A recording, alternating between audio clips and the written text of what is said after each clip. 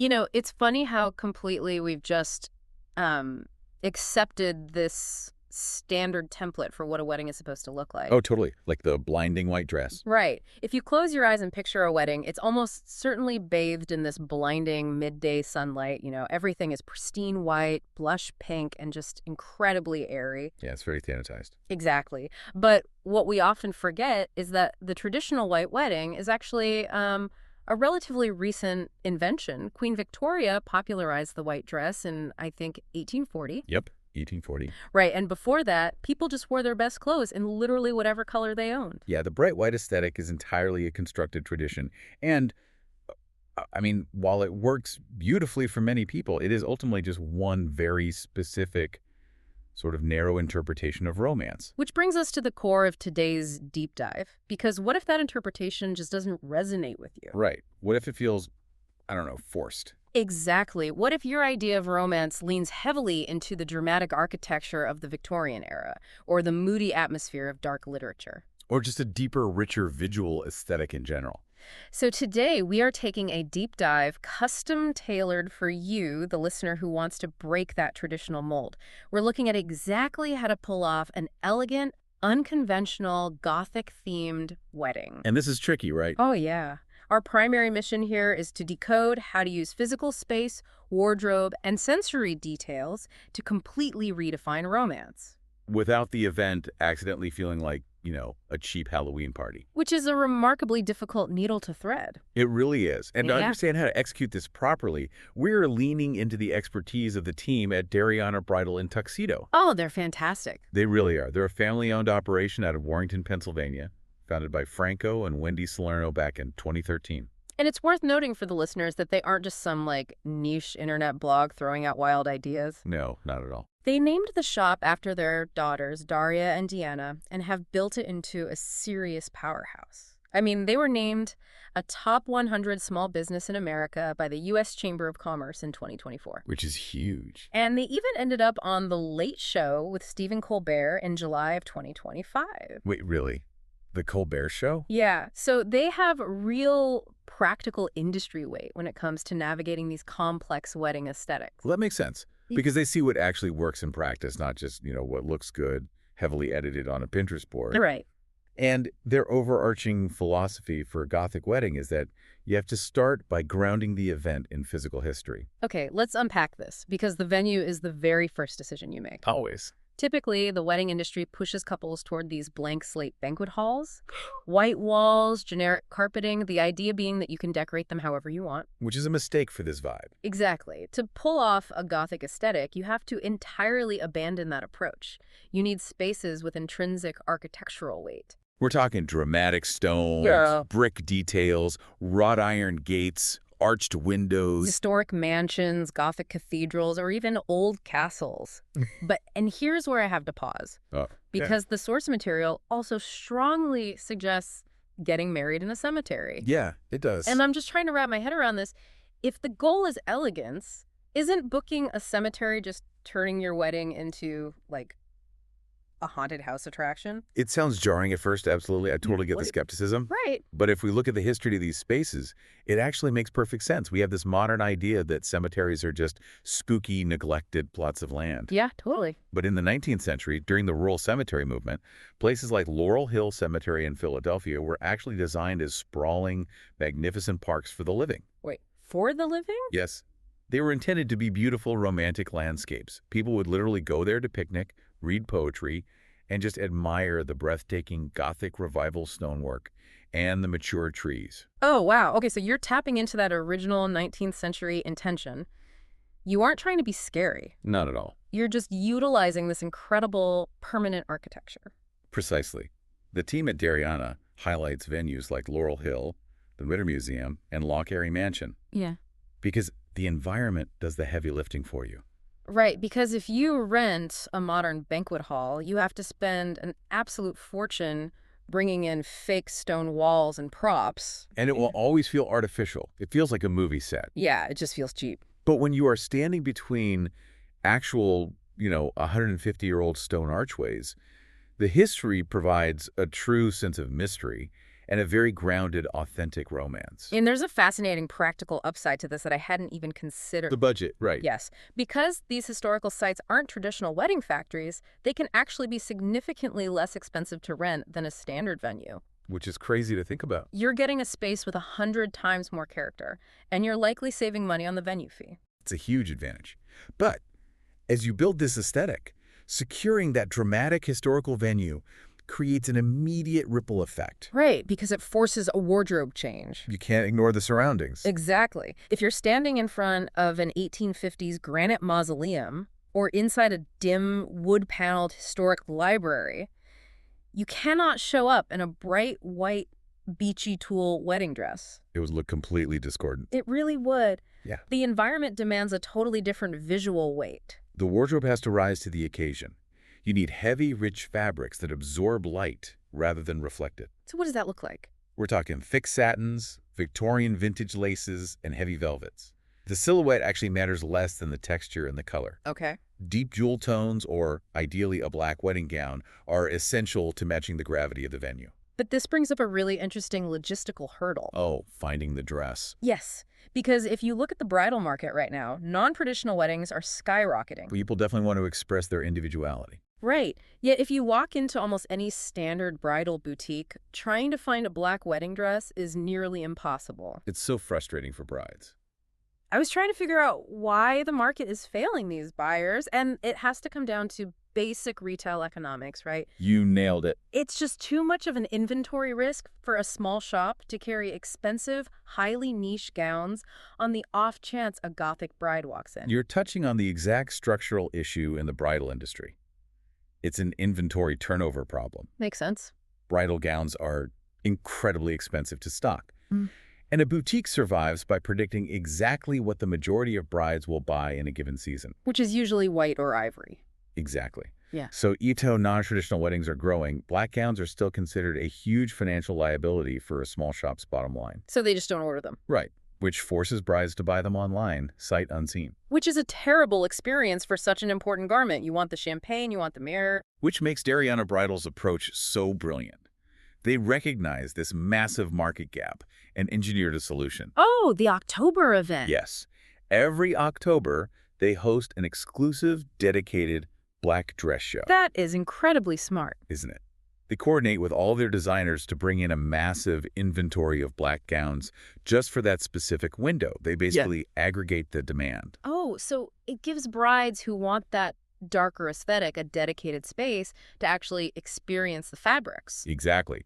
They get to try the gowns on in person and receive the traditional bridal boutique treatment that they are usually denied. And the specific styling details they recommend really pull the whole vision together. The accessories are everything. Yeah, they mention pairing a black gown with like a black veil, Victorian lace gloves, maybe a velvet choker. So dramatic. And my absolute favorite detail from the text, a black diamond ring for the bride. It just feels so incredibly intentional. Oh, it's stunning. And the groom has to complement that texture too. Right, a standard shiny gray rental tux won't work. Not at all. You need a black velvet jacket. Velvet is crucial here because of how it interacts with light.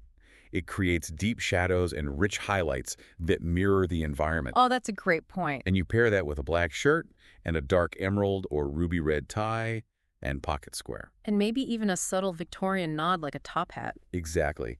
Then the couple perfectly matches the architectural weight of the venue. Okay, so the couple looks incredible. They fit perfectly into the stone and iron The surroundings. photos will be amazing. But then the reception starts. And this is where I think a lot of unconventional weddings completely fall apart. The details get lost. Yeah. If you have this heavy, romantic, velvet and lace wardrobe, but your guests sit down at standard circular tables with white polyester tablecloths. To eat basic chicken and rice. Right. The illusion shatters instantly. The environment, the decor, and the menu have to seamlessly extend the logic of the attire. You are designing a comprehensive sensory experience. So let's talk about how to actually build that immersive experience. The foundation is the color palette. Right, because you can't just use black for everything. It becomes flat and like two-dimensional. It just looks like a void. You have to ground the room in dark jewel tones. Ruby red, sapphire, dark violet, emerald, and burgundy. Or the source mentions. If you want a slightly warmer autumnal or Halloween vibe, you can mix black with marigold and deep rust. Yeah, that rust color is beautiful. And it's not just the colors, it's how those colors are illuminated. Lighting. Lighting is arguably the most critical element here. You want chiaroscuro. Like in Renaissance paintings. Exactly. That stark contrast between light and dark. Yeah. You do not want to flood the room with standard overhead lights. So what do you use? You use crystal candle holders with dripping red taper candles, wrought iron lanterns, and strategically placed uplighting to create these intimate, moody pockets of light. Oh, that sounds incredible. And the tactile elements on the tables, this is where it gets really fun. Throw out the generic floral foam. Right. Instead of standard centerpieces, the source recommends using stone and natural wood slabs. You're stacking antique, leather-bound books. You're incorporating fortune teller crystal It's balls. very tactile. And the florals are so specific. Black roses, dark calla lilies, thistles, and deep red blooms. And the velvet ribbon? Yes. Having your florist use dried and preserved flowers wrapped in velvet ribbon, it adds this beautiful, slightly decayed, highly romantic texture. With just a few white roses mixed in. Right, so the bouquet doesn't just photograph as a black hole. But where this really gets immersive, and you hinted at this earlier, is the menu. Oh, the menu is fascinating. You mentioned the generic chicken and rice. A Gothic wedding requires the food to match the visual weight. You have to challenge the palate. The food suggestions from Dariana are amazing. Squid ink pasta, or ribs with a dark red wine reduction. It's all very rich. Yeah, black rice, deeply savory, hearty mushrooms, and garnishing the plates with split pomegranates and blood oranges, plus red velvet cake with, like, tombstone or skeleton toppers. It works because you are manipulating all five senses to reinforce the exact same message. Yeah. A heavy red wine reduction and the earthy taste of black rice. They physically feel different to eat than a light, citrusy fish dish. It grounds the guest in the environment. Here's where it gets really interesting to me. It's like tuning a piano down an octave. Oh, I like that analogy. You're playing the exact same traditional wedding chords. The ceremony, the dinner, the dancing. But because you've shifted the lighting, the textures, and the flavors, the resonance is suddenly much deeper, darker, and vastly more interesting. It's like stepping inside an Edgar Allan Poe poem. Yeah, that is a perfect way to describe it. You're changing the resonance. And the source actually suggests leaning into that literary angle for the ceremony itself. Tell me about that. Well, if you are standing in a historic cemetery or a Gothic mansion, reading a traditional breezy wedding poem just doesn't fit the resonance, right? No, it feels silly. So instead, you incorporate readings from Edgar Allan Poe, Mm-hmm. Mary Shelley, or Lord Byron during the ceremony, and maybe light unity candles in black or red. Which completely changes the emotional weight of the moment. Completely. Yeah. Think about the standard wedding vow, till death do us part. Yeah. In a bright, sunny banquet hall, we kind of gloss over that line. Mm. But when you are standing among centuries-old stonework, surrounded by dripping red candles, reciting Lord Byron, Oh, wow. till death do us part, suddenly carries a much stronger, more poetic weight. Yeah. It makes the commitment feel deeply grounded. That is such a powerful shift in perspective. It really is. But as beautiful as that is, we have to address a massive logistical reality. The guests. Yes, weddings involve other people. You are inviting dozens, maybe hundreds of guests into this carefully constructed Edgar Allan Poe-inspired world. Right. So how do you manage the cast? Because I can't imagine forcing my extended family. Like, do I really have to force my uncle to buy a Victorian corset or a velvet suit? No, please don't do that. It's the fastest way to make your guests resent your wedding. You cannot force people to participate in a costume party if they aren't comfortable with it. Right, because then it just feels like you're using them as props for your photos. Exactly. But Dariana Bridal offers a brilliantly simple, practical solution to this in their FAQ. What is it? You don't demand full Gothic attire. You simply put a line at the bottom of the invitation that says, "Please wear black." Oh, which is such a low barrier to entry. It's frictionless. As the text notes, almost every single person already owns a black dress or a black suit. That's true. It doesn't burden your guests financially. They feel comfortable because it's a standard formal color, but it completely protects your visual aesthetics. So smart. When you, the couple, look out at your reception, you see a unified sea of black. It creates the perfect moody backdrop for your jewel-toned decor and your specialized wardrobe. And it starts with the invitation itself, which sets the psychological stage. You don't send a glossy white card. Right. You use heavy parchment paper, gold foil lettering, Gothic fonts. You are essentially sending them a ticket that tells them exactly what kind of experience they're walking into. Setting expectations is key. But once you have the historic venue, the velvet wardrobe, the squid ink pasta, and all the guests in black, you have to capture it. Oh, the photography. And standard wedding photography will absolutely destroy this aesthetic. It will ruin it. The trend in wedding photography right now is light and airy. Yeah, everything looks like an overexposed Instagram filter. Exactly. Yeah. They overexpose the image to blow out the shadows and make everything look bright and sunny. Yeah.